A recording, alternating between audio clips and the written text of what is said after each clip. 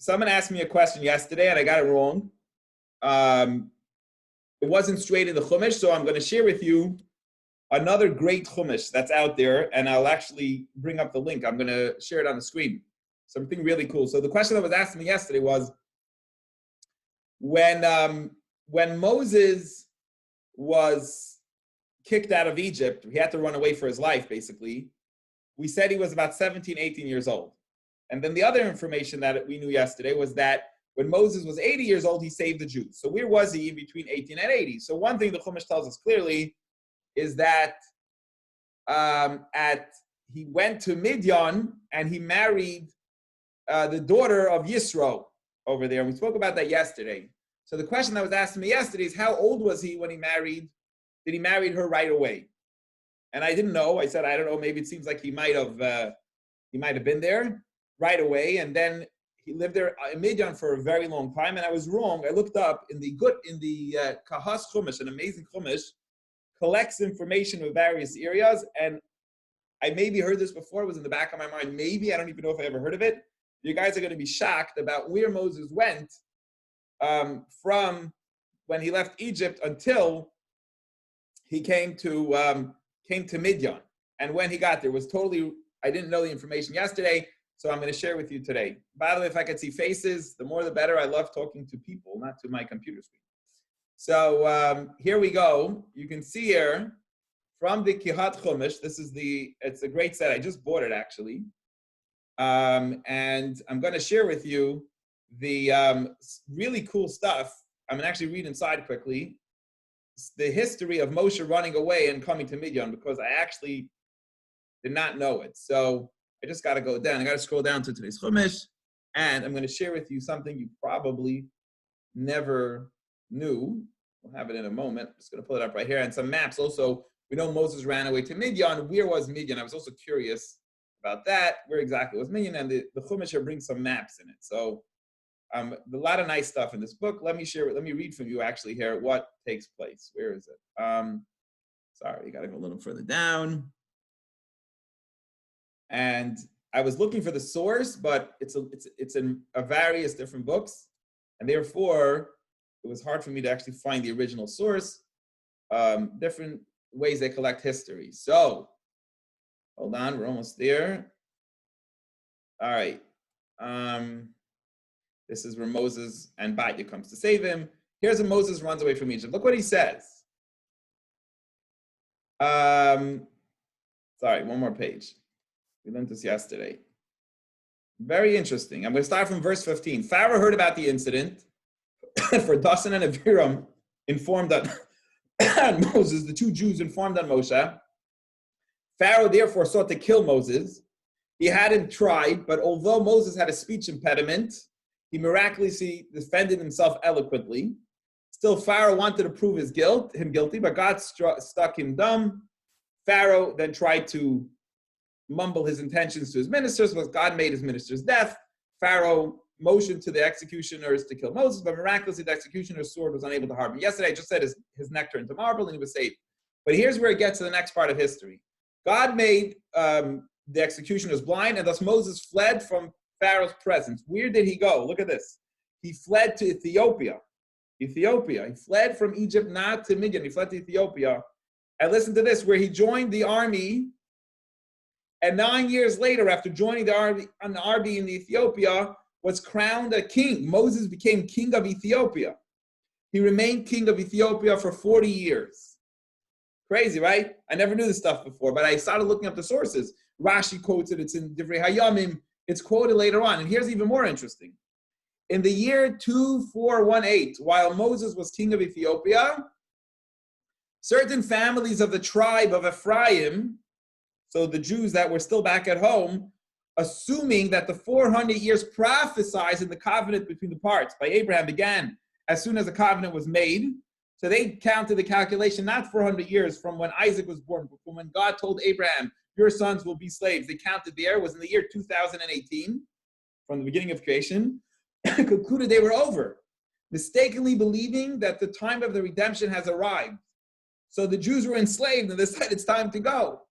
And 30,000 armed men from the tribe left Egypt and set out toward the lands of Israel. They took money with them, but no provisions, assuming they would. So it's interesting. There was a group of Jews that actually left earlier, tried to leave earlier. They would either buy food from the Philistines or conquer their country, but the Philistines defeated them instead and killed them, all except for 10 individuals who returned to Egypt to report the event. Wow. So this is crazy. This is unbelievable stuff we never knew before. Moses ran away and lived for 49 years in Ethiopia. 40 of the years Moses became king of Ethiopia. 9 years he was in the army. And then also another information that part of the Jewish people tried to run away at an earlier stage, but didn't make it. 10 returned, they made it back, and came back to Egypt to tell them other Jews what happened. While Moses was in Ethiopia, Miriam married Kalev, son of Yefunah. Meanwhile, while Moses left, his sister Miriam married a great man called Kalev of the tribe of Yehuda, and they had a son whom they named Hur. Anyway, that's regarding another part in history. In the year 2434, at the age of 67, now you know where Moses was the whole time. He did not go straight to Midian. He was in Ethiopia when he finally turned 67 after being in Ethiopia for 49 years. So 49 years he was in Ethiopia until 18 he was in Egypt. He ran away then. Now he's 67 years old. Moses left Ethiopia and settled in the land of Midian. He thought it was time to get married, so he sat down near a well, following the example of his ancestor Jacob, who found his wife at a well. So Moses gets married to this girl in Egypt. So here's a map of unbelievable of Moses traveling. So if you see, let me see if I can get my pointer over here. Very interesting. So here's Egypt, okay? Moses does not, here's Midian. I don't know if you can see it in your screens. So Midian is over here. And Mount Sinai, by the way, is right here. Now we know, so listen what happened. So in Egypt, Moses goes all the way down south, all the way to Ethiopia, right? Like by Africa. Comes back up, goes down to the Sinai Desert, and eventually travels along the Red Sea and makes it to the country of Midian, where he gets married. And now it's going to make sense why Moses ends up by the burning bush. Where is the burning bush? The burning bush is going to be where Mount Sinai is, because Mount Sinai is very close to Midian. It's by the south side of the Sinai Desert. That's where Mount Sinai is. So Moses was watching the sheep, and he ended up by Mount Sinai, which God will reveal himself to him, which is really, really cool, really interesting. I never knew this stuff before. I don't know that maybe I did. I forgot it. But anyway, it's some really cool stuff that I wanted to share with you today. All right. Back to our regular daily chumash that we do every day. Here we go. We're going to see inside. If any questions or comments, write it down, and we'll take it afterwards. But I really wanted to share that information with you guys. Okay. Today's chumash. Moses would shepherd the sheep of his father-in-law Yisro. Right? So his father-in-law, he had a few names, 7 names are actually he's known by, but his name, at least today, his name was Jethro. So Moses worked for as a shepherd. It's interesting. He went from being, especially what we know now, from being king of Ethiopia for 40 years to becoming a shepherd, which the commentaries actually discuss it. Now, this father-in-law was Kohen Midian, was originally the priest in Midian. But and he took care of his father-in-law's sheep. He pastured them behind the desert. What does it mean behind the desert? Rashi says he moved them far away from the locals because he didn't want the animals to steal. So as a very good shepherd that wants to do what's right and not steal from other people's lands, he pastured the sheep away from where people lived in order that they shouldn't steal from other people's property. And what happens as he's going away at a distance? And he comes to the mountain of God, Choreva to Chorev. And we know that area is where it's called the mountain of God because that's where the Jewish people are going to get the Torah. And if you just looked at the map that I showed you just before, you'll understand that Midian was very close to Mount Sinai. So it makes a lot of sense why Moses ends up at that mountain. And an angel of God reveals himself to Moses. As a fire, as a burning bush. Coming out of a bush, but very specifically a thorn bush. So Rashi says, why did God reveal himself at Mount Sinai to Moses in a thorn bush? Why not? It's very specific. So he says there's a very important message that God is sending, a very powerful message right here. And Rashi says that he was telling Moses, I want you to know that when the Jews are in trouble, I am with them. It's not like, I know I need to send the Jews for whatever reason. I need to send them to exile, to suffer, to deal with the slavery and so on. But I want you to know that it's not like I'm on vacation while they're suffering. I'm suffering together with them. And God showed that in the imagery of the fire being in a thorny bush, that he's also, it's not like God's enjoying it. Whatever reason, Jews needs to go there, and Hashem is suffering together with them. That was the message of this vision of the thorn bush with the fire in. So Moshe says, "Asuruna, let me move over." Where he sees this from a distance. He sees the thorn bush with a fire. See this very interesting sight. What's interesting? I guess there are fires in the desert. You know, things heat up, and sometimes there are fires. He says, because the thorn bush was not burning, so it wasn't a regular fire of the image he's seeing. He sees a fire going on, and for some reason, the thorn bush is just staying as is intact, and it's not getting burnt. But Yar Hashem kisar liros, and God sees that Moses is coming close to the tree. He's coming. I guess it was probably on Mount Sinai. And God calls to him from among the fire. And he says, Moshe, Moshe. Moses, Moses. And Moses says, here I am. It says, Moshe, Moshe. And Moses says, here I am. And this is perhaps, I don't know, the first time that God reveals himself to Moshe. I don't know that there was an earlier time in the Torah that God spoke to Moses. It's the first time I believe clearly that God's speaking to Moses. Vayomer, and God is going to end up speaking a lot to Moses, mostly to Moses more than any other prophet. Vayomer, and God tells him, Al tikrav haloim, because Moses was coming close to see this imagery of the burning bush, that it's burning. So God says to Moses, Al tikrav haloim, don't come close. He's going to the Mount Sinai. Shal nalecha me'al raglecha, he says, take off your shoes from your feet. Because the place that you're standing on, Admas Kodesh, who is a very holy place. By the way, when we go to the Beis Hamikdash, the Temple Mount, not the Mount Sinai mountain, but the Temple Mount, when we go to that mountain, I believe people weren't allowed to go with their leather shoes on the regular mountain. And also when we go to the Oval, like for example, we also take off our shoes. We see this idea that not to wear shoes in a very holy place.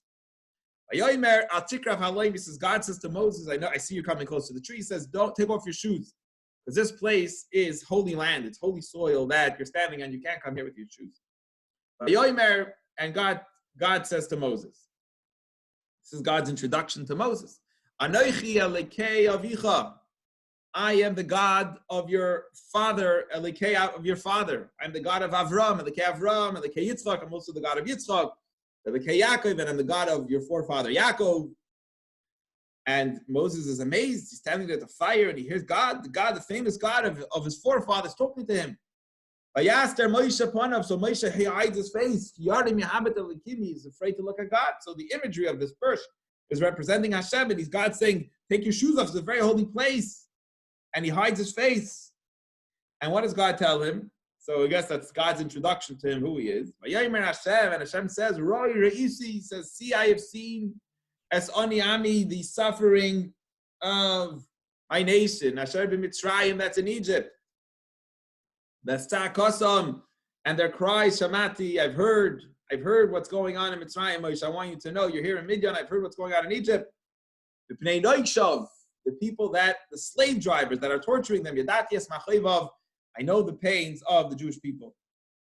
So that's what God's telling Moshe. Moshe, you're here in Midian, you ran away to save your life. I hear what's going on in Egypt, and I have opened my heart and my ears to their pain, and I'm going to save them now. Verse 8, and I've come down to save them from the hands of the Egyptians. It's time. To bring them up from the land, to finally keep my original word. It's finally time to land the Eretz Tova Rechava, the good and spacious land. Eretz Zavas Chalav Dvash, describing Israel as a very beautiful place. the land flowing with milk and honey, with honey and milk. El Mokem Aknani, the countries that are now in charge over there, the Canaanites, the Chiti, the Amorites, the Perizzites, the Chivites, and the Yebusites, the Jebusites, I am going to bring you up there. It's finally time to fulfill the prophecy. I hear the suffering, and it's finally time to fulfill the prophecy and move on to the next stage. Now, the cry of the Jews has reached me. And I see the oppression that the Egyptians are oppressing the Jews. So now what am I going to do? I will come and I will send you to Pharaoh. I'm going to send you, you're going to be my messenger, you're going to be my guy. That I'm going to send you to Pharaoh, and you will take out my nation. You're going to be the man to do this. I need somebody to do this. You're going to be the guy who's going to help me do this, to take the Jewish people out of Egypt. And you say why, and you're going to say kind of like, I see what's going on. You'll see. You're going to help me. We're going to take them out. And I heard the suffering, but this is the plan. So here's the plan, how we're going to get them out. You're going to go, you're going to speak to Pharaoh, and they're going to come out of Egypt.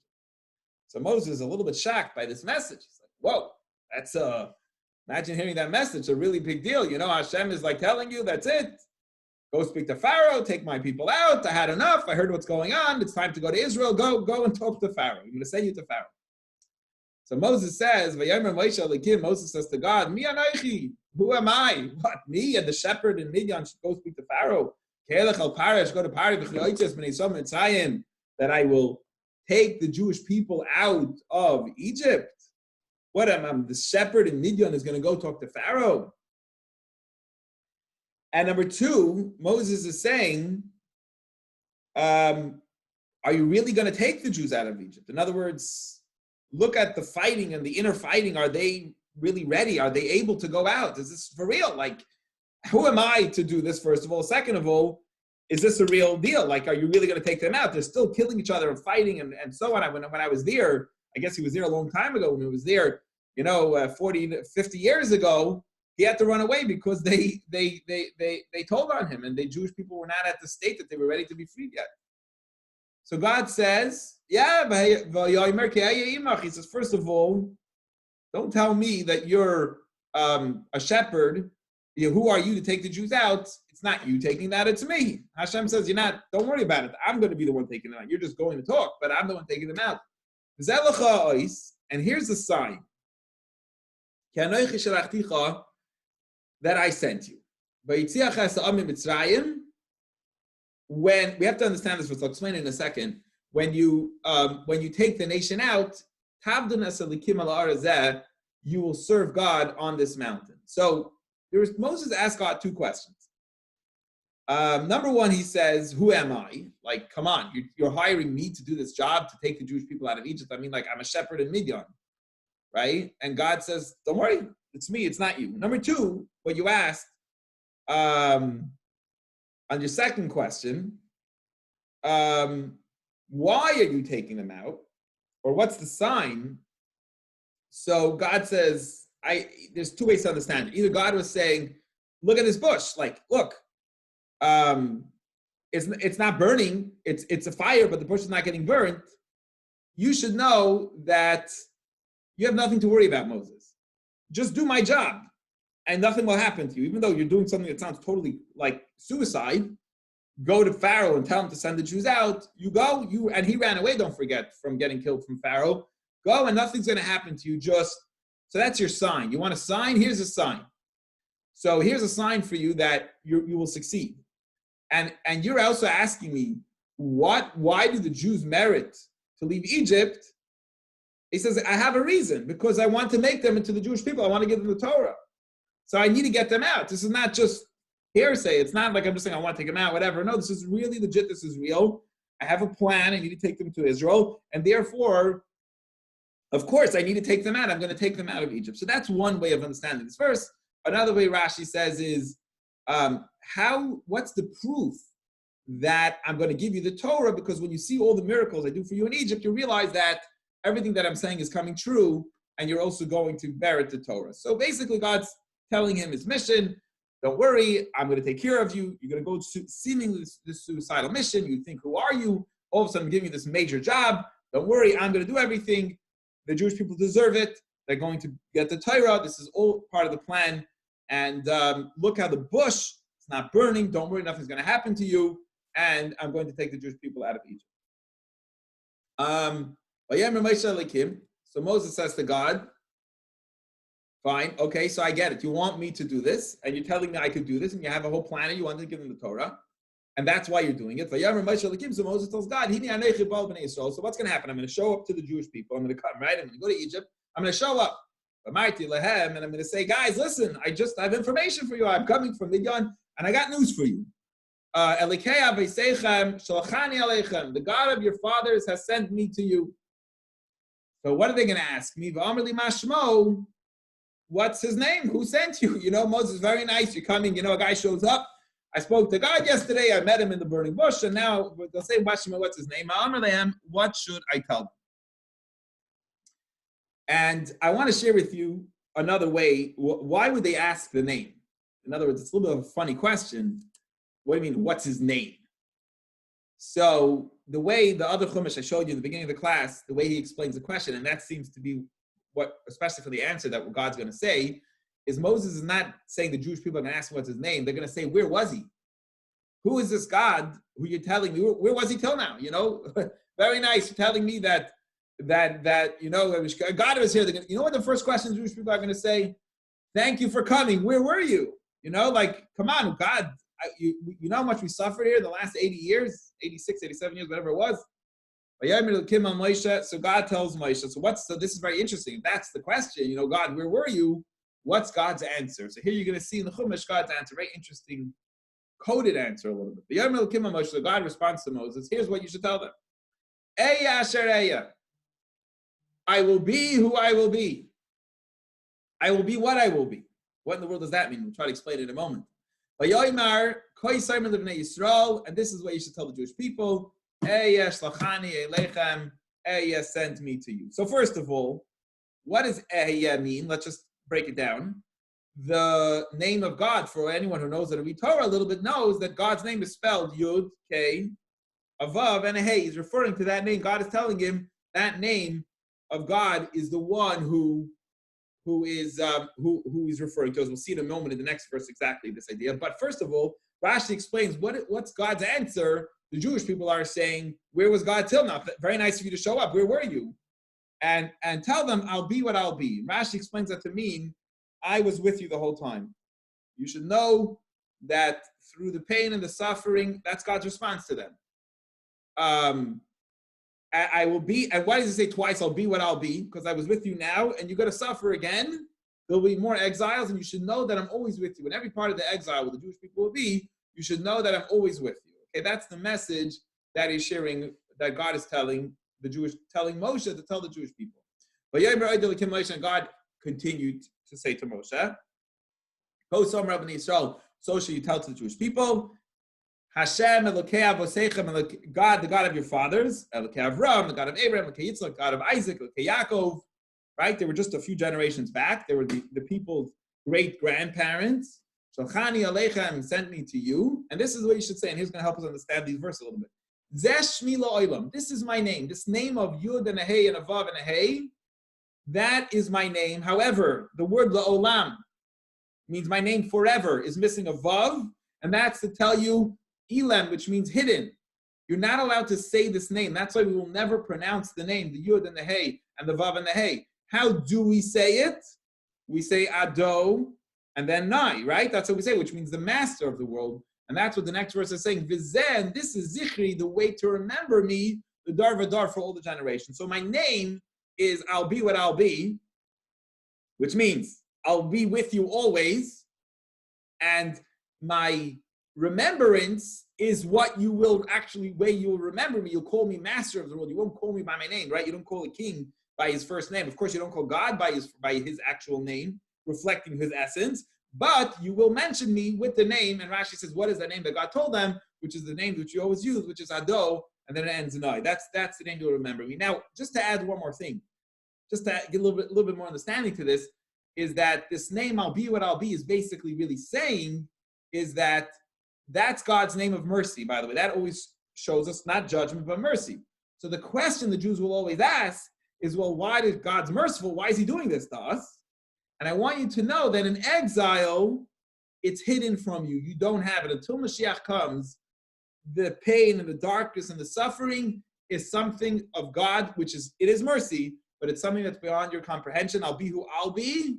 And when Mashiach, and you'll only know in exile this time, a mention, the remembrance will only be master. You only know me as master of the world. You won't know me as the merciful God because you won't recognize the mercy within this world. Fascinating conversation between Moses and Hashem. And now we will take comments and questions on today's Chumash, if anybody has it. Yes. I love to see faces. The more faces, the better. We can talk to people. Okay. Anybody have any questions or comments on today's Chumash? Yes, Ira. Question. Terry, yes, Terry. You said when he went to the burning bush and they said Hineni and all that, and that you said it was the first time that God talked to him. I'm not sure. I'm not sure. Was there an earlier time? But if you go back to the Akedah, it's almost exactly the same words, and that wasn't God. That was an angel. Correct. Oh, you mean which words? Which words were the same? No, Hineni is Moses saying it, and Abraham said that to God too. Correct, because the leaders of the Jews were ready to do whatever God said. I'm ready. Correct. That was real leadership. Hineni, I'm ready. What God? Where do you want me? Tell me where to be. The way God spoke to him was basically the same way, and you say that God did not show himself to Abraham. So how do you at the Akedah when the whole it was an angel? I said God didn't show himself to Abraham. Yes. I said it today. Moses was the only one that got to see. No, I said it's the first time that God spoke to Moses. Right, but I'm saying with Abraham at the Akedah. No, I'm not saying he didn't speak to Abraham. I'm saying in God is going to speak to Moses a lot now, but I think this is the first time in Moses' life that God is having a conversation with him. Yeah, but was it God or was it with an angel? Stop. It says God. It says it was God. You're right. It says an angel. He saw an image of an angel, but then it says that Hashem spoke to it. It said God spoke to him. Okay. So it seems like the image, you're asking a good question. When I looked at that for a moment, I looked at that quickly. When it describes the image of the fire in the bush, it says an image by the angel of God. But then when Moses starts going closer, God speaks to him. And God really gives like an introduction. It looks like that's the first time that God really speaks to him because God says, who am I, right? He says, I'm the God of Abraham, Isaac, and Jacob. You know, you've heard all this news in the family. That's me. I'm the one who's been speaking about. Yeah, great point. Yeah. So that's what it seems like. I didn't say, Terry, I didn't say it's the first time God spoke to anyone. I said, God, it's the first time God speaking to Moses, and he's going to speak to him a lot now. I thought when we did the Akedah, you said that God never revealed himself to Abraham through God. It was always through an angel. I didn't say that. I didn't say that. I don't think I said. Maybe I don't think I said that. And where is the midrash that says that he was king of Ethiopia? So there is. So for Ephraim, you're asking a good question. I think it was called Seder Hadoros. There is a book that Rashi quotes that publishes history of the Jewish people. That would be the source for Moses being king there. There's probably a number of sources. But like, for example, Ephraim, it is a book that was written, it's the last book in Tanakh. It's called Chronicles, Divrei Hayomim, and it mentions their history overview, and it talks about there, for example, that Ephraim was killed going out of Egypt and stuff. Like some of that information is in other areas. So, because the truth is, if you look at the Torah, it is missing that big chunk of history, right? It's telling us when Moses is 18 years old and leaves, and that's what someone asked me yesterday. We only have Moses going back, almost he's 80 years old. So what happens for those 40 plus years? About 40 years, where was he? Doesn't make sense. So that's why, I don't know who, maybe it was you asked me yesterday. You said, what, he got married right away at like 18 when he came there, and then what, he just had one kid and he stayed there? It doesn't make sense. There was, so according to the other information we have, he didn't go straight to Midian. The Torah skips the 40 years because it's obviously not relevant to the Torah to bring it down, and just goes straight to him being a shepherd in Yisro's tree. So what happened? But if that's the case, and he was king over Ethiopia, why would he back away from when God said to you, I'm sending you? Because he said, I have a lisp and I'm not worthy of it. Why would he say that if he was already king of a people? Right. It's a good question. I think Moses was very humble. He didn't feel that he was the one to, right now he was a shepherd. Right now, also, he wasn't king right now. He became a shepherd. Right, but if you're telling me that he was a king, then he should Right. step forward and say, okay, I've done this before, I'll do it again. Right. I don't know. Why did Moses leave if he was a king? Why did he leave and become a shepherd? That's really bothering me more. I don't know. I'm not sure. I don't know how much we have. I don't know how much information we have about the whole idea is new to me and to you. I'm saying this whole idea that Moses was a king in Ethiopia is a whole new idea. Right. I don't know. Good question. Fascinating. Very interesting. So we always learn new stuff. Excellent. Any other questions or comments on today's Chumash? Just highlight on what Terry said. She touched something she probably didn't realize. The Hineni. There's something before that, because on the Akedah, it says Avram, and then Avram answer Hineni. It's also said it in Jacob. I read about it, and it said that it's a term of endearment. When God likes somebody, he mentioned their name twice when he addresses them. And up until now, there's only 3 people that it happened. It happened to Abraham, Jacob, and Moses. It skipped Isaac, for some reason, but I don't know the reason for it. Very good. So, but Hineni is I'm saying those are 2 different things. So Hineni is a reflection of leadership. Like, God, tell me where, it's a servant of God. Tell me where you want me to be and I'll be. It's a very powerful level for a person to reach, to be able to talk to Hashem in that way. And you notice that true. It's a very powerful thing. Great tzaddikim have reached that level of being able to tell Hashem, Hineni, tell me what to do and I'll do what I need to do. Awesome. Okay, good. Thank you, Eyal. David Jarasho, yes. Yeah, so I think that there was, when we were talking about Yosef and the brothers, that they were all shepherds. This is when Paro was first met them, and he was saying, what do you guys do? And Joseph told them all to say they're shepherds. Moshe was also a shepherd. And the comment that you made, I think, was something like, being a shepherd was very conducive to practicing Judaism. Right. Okay. Right, yeah. So maybe Moses wanted to settle down because it said there in the note that I was reading that he wanted to get married and settle down. So maybe he's like, you know what, this is not, I went and led the army and I went and was king over there, but maybe it's time for me to settle down. What's a good job for a good Jewish boy to have is to become a shepherd, which he could go serve God faithfully and quietly. Right? Right. And so, what I think about is that each Shevet had their kind of specialty, but we had talked, this is many months ago, we had talked about, look, you could be born into the Shevet that was the sailors, but you could also become a doctor. But most people were in the business of what their Shevet was, correct? Probably, I would assume that. Yeah, it's probably a good, because in the olden days, people would follow their fathers. Like even like just 100 years ago, if your father did that for a living, you probably did it too. It's new in our day and age that people really change totally their jobs and their father. I would assume that. I don't know that for sure, but possibly. Right. Well, just my comment on that is just that, you can't have a population of all shepherds. Somebody's got to, there's got to be a doctor, there's got to be a lawyer, there's got to be. So was shepherding a springboard to a higher calling? Like you're asking a very good question. You're asking, and I'll address that. Let me address that. A shepherd shows on the best job for a leader to have is to be a shepherd. I saw in the notes here before. This idea I heard before is to be a shepherd, because to be a shepherd, you really have to focus and take care of your sheep and care about every single one. So maybe on last night we had a very interesting class. Somebody said that Egypt, they gave an interesting explanation that Egypt was a way for God to see how the Jews would react to tough times before he gave us the Torah. So maybe you could really say that about the shepherding. Because God's like, okay, I want to make sure this is the right guy for the job. Let me see how you deal with the sheep. And shepherding was a perfect, like you go for, before you get the job, what's it called? You take like a internship. Yeah, so the shepherding is kind of like the internship before you take care of the Jewish people. There's like there's sheep that run faster and weaker. How do you look over the sheep? That's how I'll know. I'm going to first test out your skills and your talents, and we'll see how you do with the sheep, and then we'll give you the real life thing. So maybe that would also answer the question why Moses went from being king of Egypt of Ethiopia to being a shepherd, because he needed to. God wanted to see how he'll take care of the sheep. Yeah, Ira, you want to add something? Yeah. Yeah. I think it says that in the Chumash I shared before. Yeah.